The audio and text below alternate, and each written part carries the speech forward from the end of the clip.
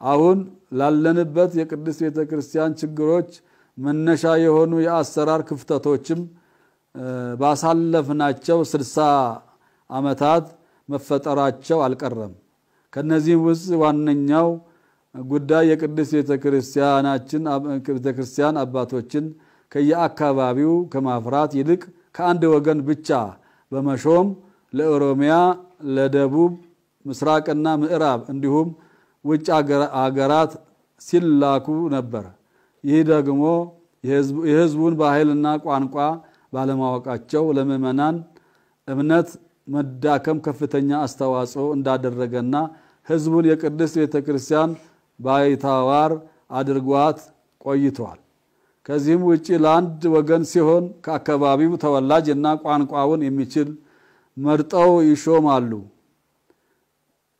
በኦሮሚያና በመሰል አህጉረ ስብከቶች ግን ሁሉም በሚባል ደረጃ ከአንድ ወገን ብቻ በመመደብ ክልሎቹ ምእመናን ጋር ከክልሎቹ ምእመናን ጋር በቋንቋና ባህል ሳይገባቡ በመቅረታቸው በሚሊዮን የሚቆጠሩ ምእመናን ባለፉት ዘመናት ኦርቶዶክሳዊት ተዋሕዶ ቅዱስ ቤተክርስቲያንን ለቀው እንዲወጡ ዋና ምክንያት ሆኖ መቆየቱ በጥናት ተረጋግጧል በተለይ ደግሞ ኦሮሚያን እንደ አንድ ሀገረ ስብከት የመመልከትና ጨፍልቆ ለማስተዳደር የሚደረግ አካሄድ ምእመናንን በቅርበት ከማገልገል አንፃር ከፍተኛ ክፍተት እየፈጠረ ይገኛል ለምሳሌ ለአንድ ወገን ሲሆን ሊቀ ጳጳስና ረዳት ጳጳስ ሆነው በአንድ ሀገረ ስብከት ያገለግላሉ በኦሮሚያና ደቡብ ግን አንድ ሊቀ ጳጳስ እስከ 5 አህጉረ ስብከት ደራርበው እንዲያስተዳድሩ እየተደረገ ይገኛል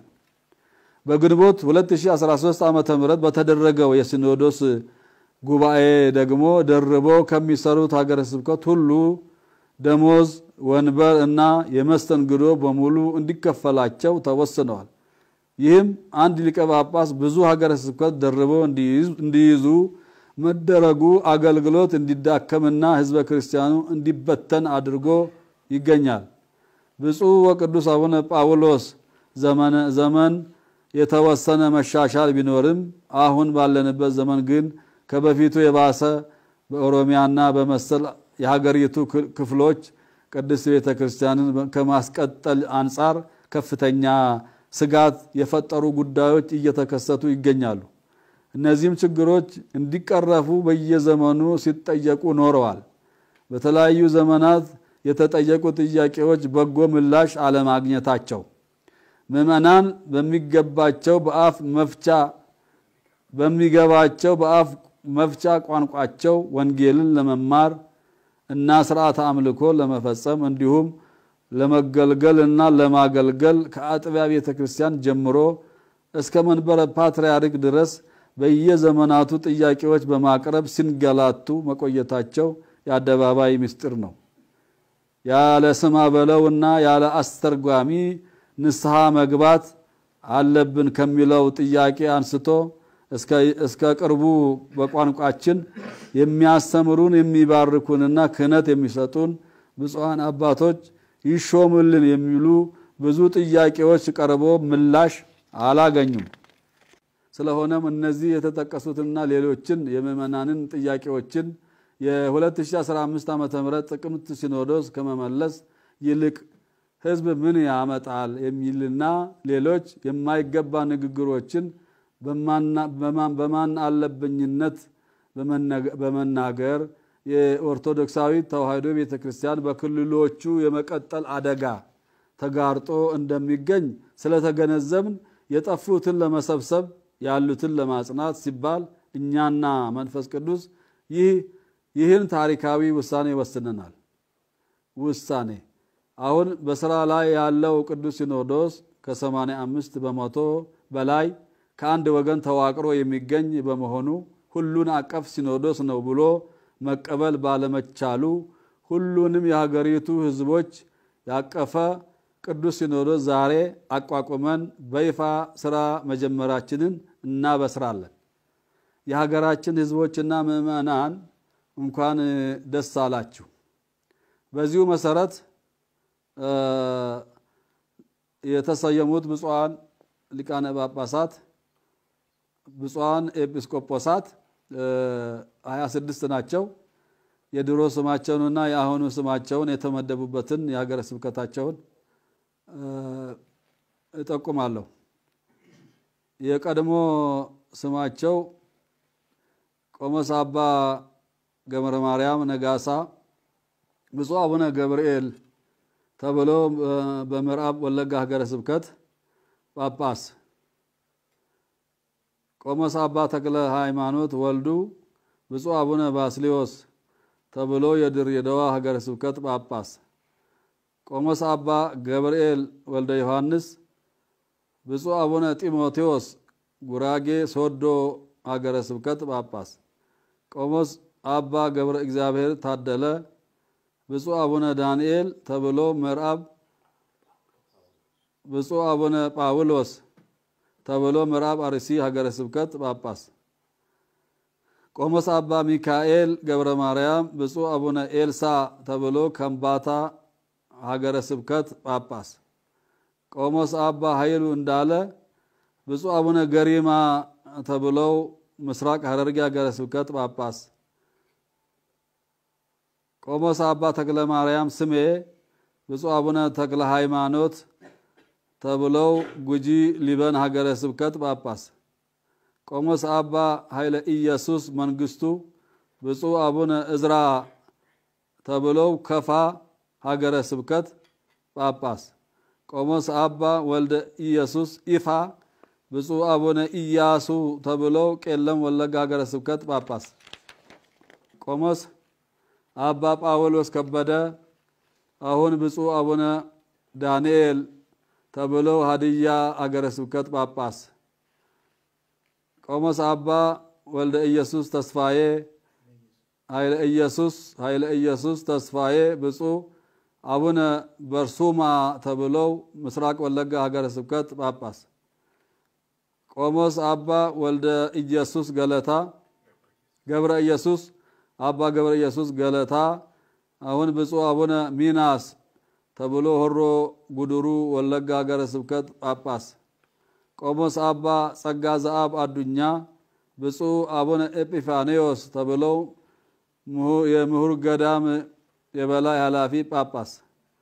ቆሞስ አባ ኃይለ ማርያም ጌታቸው ብፁዕ አቡነ አቤል ተብለው ምዕራብ ሐረርጌ ሀገረ ስብከት ጳጳስ። ቆሞስ አባ ወልደ ጊዮርጊስ ኃይለ ሚካኤል ብፁዕ አቡነ በርተሎሜዎስ ተብለው ከሚሴ ሀገረ ስብከት ጳጳስ። ቆሞስ አባ እስጢፋኖስ ገብሬ ብፁዕ አቡነ ራጉኤል ተብለው የባሌ ሀገረ ስብከት ረዳት ጳጳስ። ቆሞስ አባ ገብረ መድህን ገብረ ማርያም ብፁዕ አቡነ ኡራኤል ተብለው ጎፋ ባስኬቶ ሀገረ ስብከት ጳጳስ። ቆሞስ አባ ኃይለ ሚካኤል ንጉሴ ብፁዕ አቡነ አኖሬዎስ ተብለው ጊኒር ሀገረ ስብከት ጳጳስ። ቆሞስ አባ አብርሃም መስቀሌ ብፁዕ አቡነ ኒቆዲሞስ ተብለው ዳውሮ ኮንታ ሀገረ ስብከት ጳጳስ። ቆሞስ አባ ነዋየ ሥላሴ አክሊሉ ብፁዕ አቡነ ሀብተ ማርያም ተብለው ምዕራብ ጉጂ ሀገረ ስብከት ጳጳስ። ቆሞስ አባ ኪዳነ ማርያም ቶለሳ ብፁዕ አቡነ ተክለ ሐዋርያት ተብለው የጅማና የም ሀገረ ስብከት ጳጳስ። ቆሞስ አባ ወልደ ማርያም ጸጋ ብፁዕ አቡነ አብሳዲ ተብለው ቦረና ሀገረ ስብከት ጳጳስ። ቆሞስ አባ አምደ ሚካኤል ኃይሌ አሁን ብፁዕ አቡነ መርቆሬዎስ ተብለው የአሩሲ ሀገረ ስብከት ጳጳስ። ቆሞስ አባ መራ ጽድቅ ኃይለ ማርያም ብፁዕ አቡነ ደቅስዮስ ተብለው ጌዲኦ ሀገረ ስብከት ጌዲኦ ቡርጂ አማሮ ልዩ ዞን ሀገረ ስብከት ጳጳስ።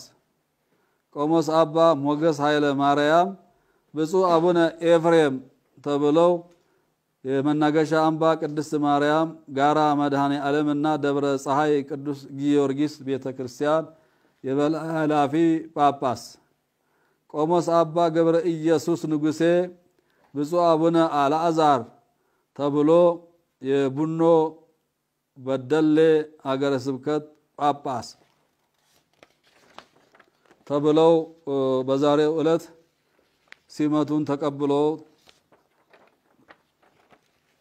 ሲመቱን ተቀብለዋል። ከማሳሰቢያ ከላይ የተገለጸውንና በዛሬው ዕለት የተከናወነው የብፁዓን ኤጲስቆጶሳት ሹመት በተገለጡት አካባቢዎች በተለያዩ ዘመናት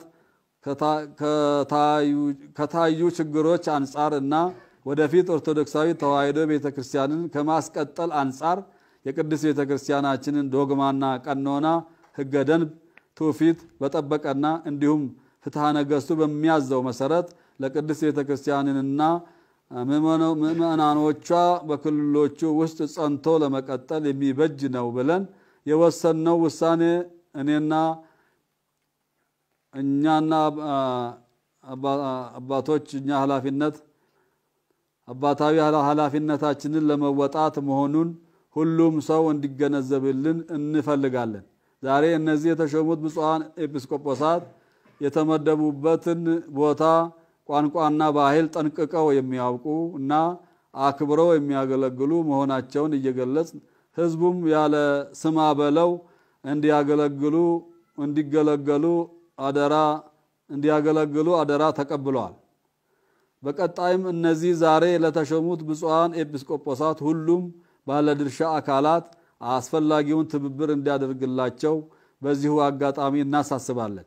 በየቦታው ያላችሁ የቅድስት ቤተክርስቲያናችን አገልጋዮች ሁሉ ያለምንም ስጋት ባላችሁበት አገልግሎታችሁን እንድትቀጥሉ እናሳስባለን። እግዚአብሔር አምላክ ለሀገራችን ለህዝባችን ሰላምና አንድነትን ያድልልን። ጥር 14 2015 ዓመተ ምህረት አዲስ አበባ ኢትዮጵያ